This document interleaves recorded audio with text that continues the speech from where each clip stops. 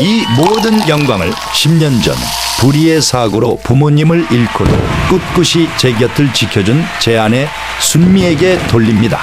인생의 정점에 올라선 순간 남자는 깨달았습니다. 자신이 10년 동안 공들여 설계해온 아내의 인생이 사실은 자신을 가두기 위한 거대한 감옥이었다는 것을 말이죠. 아직 구독 안 하셨다면 지금이 딱 좋은 타이밍입니다. 오늘 보실 이야기는 단순한 불륜이나 이혼극이 아닙니다. 가난이라는 결핍에 먹혀 괴물이 된 한 남자가 한 가문을 어떻게 뿌리째 뽑아먹었는지, 그리고 그 괴물을 잡기 위해 스스로 심연으로 걸어 들어간 한 여자의 처절한 기록입니다. 아저씨, 저도 한 번만 만져보면 안 돼요? 어디 세차에 때 묻은 손을 대. 가서 네 아비 마당질이나 도와라. 소년에게 가난은 부끄러움이 아니라 증오였습니다. 자신을 벌레 보듯 하던 그 눈빛들을 기억하며 소년은 다짐했습니다. 언젠가 저 누나를 내 발밑에서 터뜨려버리겠다고 말이죠. 어느 날 중만의 아버지가 순미 아버지의 구두를 닦다가 실수로 물 한 방울을 튀기게 되어 순미 아버지가 신고 있던 구두코로 중만 아버지의 어깨를 걷어차며 소리를 칩니다. 어이, 박씨.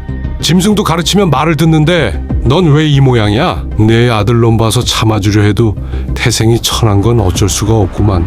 구석에서 이를 지켜보던 어린 중만. 아버지는 굽실거리며 바닥에 머리를 찍고 중만은 주먹을 피가 나도록 꽉 줍니다. 그리고 어린 중만은 생각합니다. 언젠가는 당신을 내 무릎 앞에서 꿇게 만들 거라고. 고등학생이 된 중만은 전교 1등을 놓치지 않을 만큼 명석합니다. 하지만 순미의 아버지가 음주운전 사고를 내고 피해자를 치자 사건을 은폐하기 위해 중만의 아버지를 협박합니다. 박씨, 네 아들이 대학 가는 꼴 보고 싶으면 네가 운전했다고 해. 안 그러면 네 아들 인생 내가 여기서 끝내버릴 거니까. 아버지는 어쩔 수 없이 중만을 위해 감옥에 갔고 중만은 범죄자의 자식이라는 낙인이 찍혀 퇴학당합니다.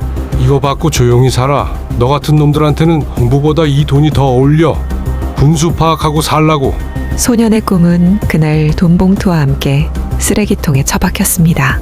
억울함은 도끼가 되었고 소년은 결심했습니다. 가장 비참한 모습으로 그들의 목을 조르겠노라고. 당신이 준 이 지옥 이자로 쳐서 돌려줄게. 당신이 제일 소중하게 여기는 것 하나하나 다 부수면서. 중만은 검정고시부터 시작해 해외 유령 대학 학위를 취득하고 얼굴의 절반을 성형한 중만은 과거의 흔적을 완전히 지웁니다.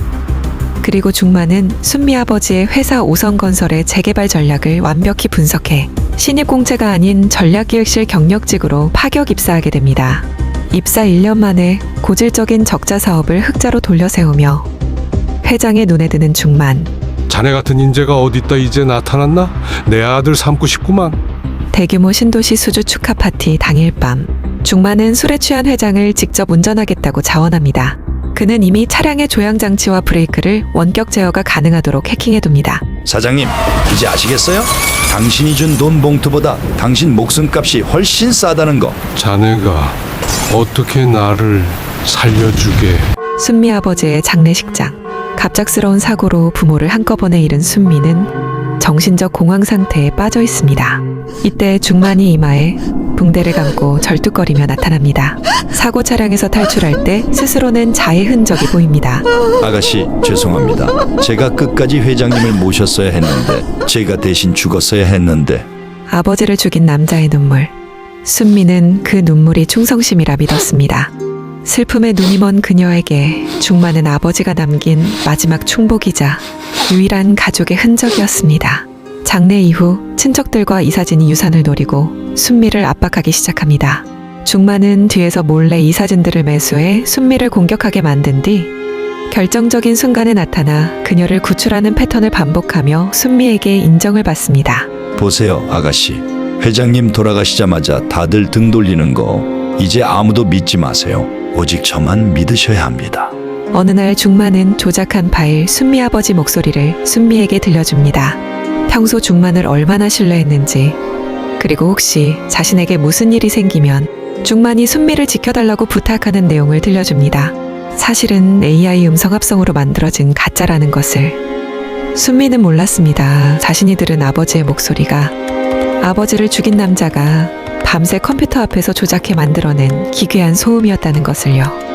순미는 아버지를 대신해 자산운용사를 다시 설립하며 홀로 서기를 선언하던 날, 중마는 화려한 보석 대신 오성건설 핵심 비리 장부와 적대적 M&A 방어 전략 보고서를 들고 그녀 앞에 무릎을 꿇습니다. 전 사랑 같은 거 모릅니다. 하지만 순미 씨를 지키는 법은 압니다. 평생 당신의 발판이 되고 당신의 방패가 되겠습니다. 저를 이용하세요. 사랑이 아닌 헌신을 맹세한 남자. 순미는 그 담백한 고백에 마음을 열었습니다. 하지만 중만이 말한 방패는 사실 그녀를 세상으로부터 격리하기 위한 창살이었습니다. 순미가 JS 자산운용 회장으로 취임하던 날, 중만은 집과 사무실에 최첨단 보안 시스템을 설치합니다. 여보, 이제 누구도 당신을 해칠 수 없어. 이 시스템이 당신의 눈과 귀가 되어줄 거야. 밖에서 누굴 만나든 어떤 결제를 하든 내가 다 체크해서 위험을 막아줄게. 순미가 누르는 모든 키보드 보안키, 전송하는 모든 기밀 서류는 중만의 스마트폰으로 실시간 복제되었습니다. 그녀가 회장으로서 내리는 모든 결정은 이미 중만의 손바닥 안에서 설계된 시나리오였습니다. 그 결과로 능력 있는 경영자였던 순미는 어느 순간부터 실수투성이 회장으로 낙인 찍히기 시작했습니다. 중만이 심어놓은 알고리즘은 순미의 커리어를 서서히 갉아먹고 있었습니다. 괜찮아 여보. 당신 요즘 아버님 일 때문에 너무 힘들어서 그래. 회사 일은 내가 뒤에서 정리할 테니 당신은 좀 쉬어. 이사회 사람들은 내가 다 설득해 놓을게. 중만은 순미를 무능한 여자로 만들고 자신을 그 뒤를 닦아주는 성실한 그림자로 포지셔닝했습니다.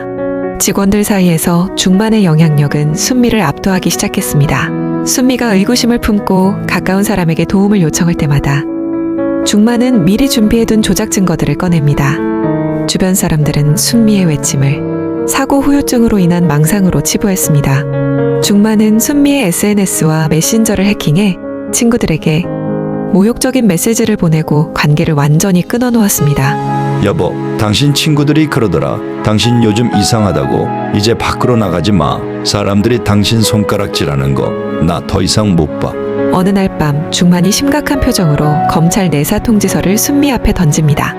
남편의 헌신이라는 창살 속에 갇힌 지 5년. 순미는 이제 자신이 누구인지조차 잊어갈 정도로 피폐해져 있었습니다. 중만은 그때를 놓치지 않고 마지막 독이 든 성배를 내밀었습니다. 여보, 큰일 났어. 회사 회계 조작 혐의로 당신 구속될지도 몰라. 아버님이 남긴 이 회사, 당신 감옥 가면 다 공중분해돼. 일단 재산을 내 명의로 돌려놓고 우리 가짜로 이혼하자. 그래야 당신 재산을 지킬 수 있어. 순미는 떨리는 손으로 서류를 들었습니다. 그녀의 앞에는 10년 전 아버지를 죽였던 그 차가운 눈동자가 사랑이라는 가면을 쓰고 그녀를 내려다보고 있었습니다. 그러던 어느 날 JS 자산운용 회장실, 중만이 타준 차를 마시고 몽롱해진 순미의 책상 위로 검찰 수사관들이 들이닥칩니다. 중만이 미리 심어둔 비자금 장부와 해외 밀반출 하드디스크가 증거로 제시합니다. 자신이 가장 믿었던 남편이 직접 검찰에 공익 제보를 했다는 사실을 순미 씨는 꿈에도 몰랐습니다. 수사관님, 제 아내는 아버님 사고 이후로 판단력이 흐려졌을 뿐입니다. 제발 선처해 주세요. 여보, 왜 그랬어? 내가 그렇게 하지 말라고 말렸잖아. 중만은 순미를 탐욕에 눈먼 범죄자이자 정신적으로 불안정한 여자로 완벽하게 박제했습니다. 차가운 교도소 독방.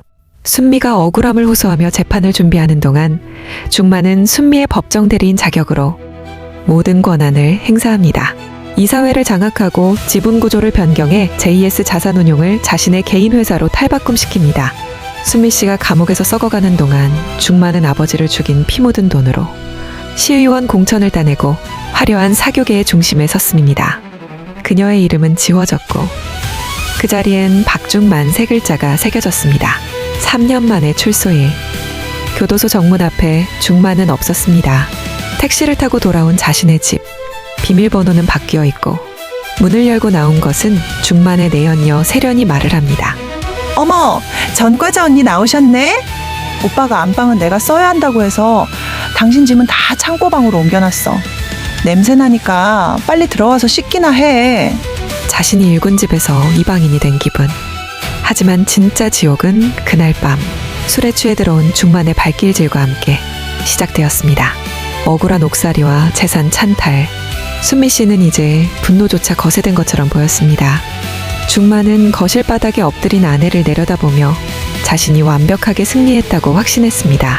어이 오 회장, 아니지, 이제 오 기사라고 불러야 하나? 감옥밥이 맛있었나 봐? 아주 고분고분해졌네. 여보, 잘못했어요. 이제 다 알겠어요. 내가 얼마나 당신한테 못되게 굴었는지. 나 당신 없으면 정말 죽을 것 같아. 시키는 건 뭐든 다 할게요. 순미 씨의 비굴한 눈물. 중마는 카타르시스를 느꼈습니다. 하지만 숙인 고개 아래 순미 씨의 눈동자는 얼음처럼 차가웠습니다. 중만의 시의원 선거 캠프 사무실. 순미는 자산운용가 시절의 능력을 발휘해 중만의 비자금 세탁과 선거 자금 회계를 돕기 시작합니다. 중만은 처음엔 의심했지만 순미가 정리해온 완벽한 이중장부와 비자금 세탁 경로를 보고 감탄했습니다. 자신의 범죄를 가장 잘 숨겨줄 사람은 이미 공범이 된 아내라고 믿게 된 것이죠. 역시 오순미야, 내 대가리 하나는 알아줘야 해. 줘, 이 장부들 내가 관리해. 공천 확정될 때까지만 수고해라. 그럼 작은 아파트 하나는 떼어줄게. 중마는 순미를 세상으로부터 격리하기 위해 보안 시스템을 깔았지만 순미 씨는 그 시스템의 통로를 거꾸로 타고 올라가 중만의 목을 조를 밧줄을 엮고 있었습니다. 중만이 자신만만하게 내민 재산 포기 및 가짜 이혼 서류. 순미는 중만 몰래 이 서류에 법률 전문가와 공모의 특수 잉크와 미세 폰트로 조항 하나를 삽입해둡니다. 범죄 사실 공표 시 모든 재산 원상 복구 및 징벌적 배상 500억. 순미가 펜을 중만의 손에 쥐어주면서 말을 합니다. 여보, 이거 도장 찍으면 이제 우린 법적으로 남이야. 당신 앞길 막는 전과자 아내 타이틀 떼어줄게. 나 잘했지? 그래, 이게 내 마지막 효도다. 오순미, 이제는 진짜 내 인생에서 로그아웃이야. 그 지장이 자신의 목을 조르는 올감이었다는 사실을 중마는 꿈에도 몰랐습니다. 순미 씨는 그제야 깨달았습니다. 남편의 10년은 사랑이 아니라 30년 전부터 설계된 거대한 복수극이었다는 것을요. 아버지를 죽인 것도, 자신을 감옥에 보낸 것도 모두 이 남자였다는 진실 앞에 순미 씨는 소리 없는 비명을 질렀습니다.